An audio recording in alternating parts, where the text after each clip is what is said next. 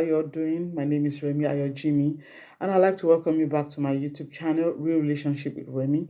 And on here, we discuss about love, about romantic relationships, about fulfillment, and how you can navigate relationship that would lead to a fulfilled marital life. Please remember to subscribe, to like, and share, and also turn on your notification bell so that once a video is uploaded, you'll be notified.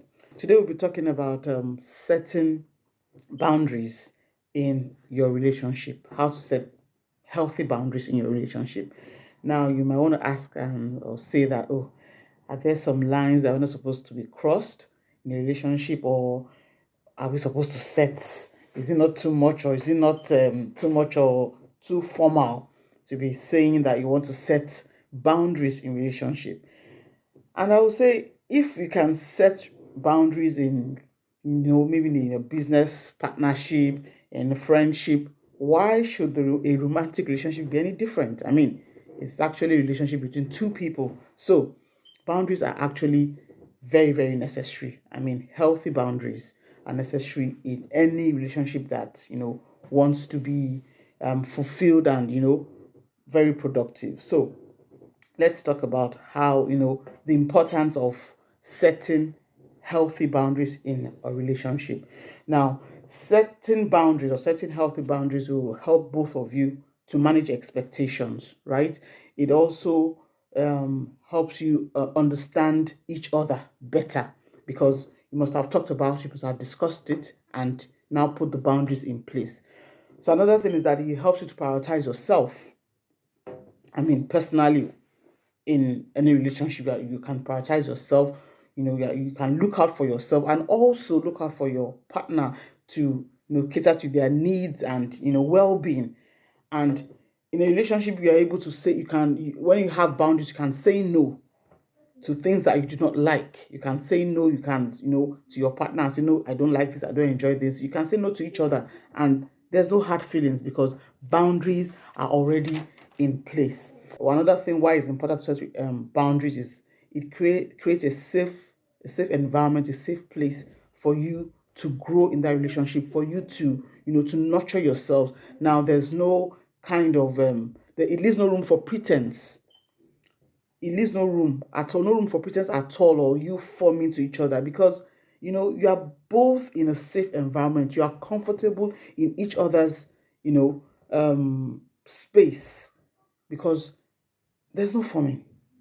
You are true to yourself. So that safe environment is very, very important. Is another reason why it's important to create boundaries in a relationship.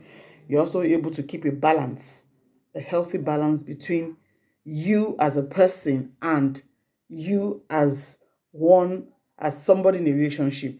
Now, you have a life apart from your relationship. Even before you started that relationship, you had a life, and now, of course, your life is still is still very, very much in place. So it's not as if your whole life will now start to revolve around your partner or that relationship. You create a balance between the two. Things like that. It's very, very important. And the last one will be that it gives you a sense of self-esteem for both of you in the relationship, because you're both vulnerable to each other. You understand each other. There's place of respect, so that mutual respect and understanding is there, and it helps with your self-esteem. Now, let's go to types of boundaries you may want to set in your relationship. The first one I wrote down here is physical boundaries. Now, physical boundaries is one of the most important boundaries you should set in your relationship from the onset. Don't wait till you get, way, way deep. It's something you should discuss immediately you start a relationship. Don't leave it to chance, because when you don't leave it to assumption that the person should know. For example, I mean, as Christians, we know that the Bible says marriage is honorable in all things, bed undefiled. What that simply means that you're not supposed to be intimate until you get married. Now, you can say that, oh, we're supposed to know as Christians. Of course, you're supposed to know as Christians, but nowadays things happen that people just assume that you should know. And the other person is like, well, okay. For example, you're not supposed to be intimate, But things like kissing, for example, things like kissing. Yes, I said kissing. Now, I remember way back in the US, my pastor would say kissing is not a sin, but it can lead to sin. And it's actually true. Because once you start to kiss, for example, maybe 2, 3 months or whatever weeks into your relationship, before you know it, it's not going to be enough for you anymore. You want to graduate into something else. Now, what happens if you have not discussed that? Okay, you're not even kissing, and that's it. You need to talk about this, you need to set these boundaries, put these boundaries in place, so that even when you are tempted, you can easily pull yourself back and say, you've talked about this, you're not doing this, you're not doing that. The boundaries will help you to check yourself and set you back on the right track. How about things? Another thing is PDA, public display of affection. Some people don't even like holding hands in public. Maybe they are too shy. They don't like it. Did you talk about it? Especially our African men, they don't even like any form of PDA at all. These are things you need to discuss. Don't just assume the other person should know. No. As they say, assumption is the lowest form of knowledge. So don't assume the other person should know. You need to discuss it and set boundaries in place to help you in that, aspect of your relationship. Another one is intellectual boundaries. Now, as individuals, we have ideas, our own ideas, our concepts, we have different mindsets, we are coming from different backgrounds. So we're going to have um, different ways or different perspective of things around us, which is okay, which is okay. But when you have intellectual boundaries in place, it helps you form a culture of mutual respect, because you respect each other's opinion, even if you don't agree with that opinion. You don't shove your own opinion down the other person's throat. Oh, you don't like this. Oh, you discuss something that you are talking about, that maybe a topic or an issue, and the person is arguing this way, you're arguing that way. It's okay. You can agree to disagree. That doesn't mean we can't see eye to eye on that. You might not agree on that particular topic or whatever, but that doesn't mean you should now think your own opinion is superior to your partner's. Or no. There's a place of understanding. That place of understanding is very, very important. It's very, very important. Another one is financial boundaries. Now, this one is also very, very important. You might say, okay, we are not married. Why should we talk about finances? After all, everybody, you earn differently, you have your finances in different whatever. But it's actually important, because things like, do you have access to your ATM card? Do you have access to your PIN? Things like that. Is it something you are free with? You should talk about it. Or no, it's not. It's a no go area when it comes to my money. I don't joke with my money. Is your partner a tight-fisted person that doesn't joke with money? You have to discuss issue like that. Is it our money or your money, right? And you also have to know the kind of relationship your partner your partner have with money. What kind of relationship do they have with money?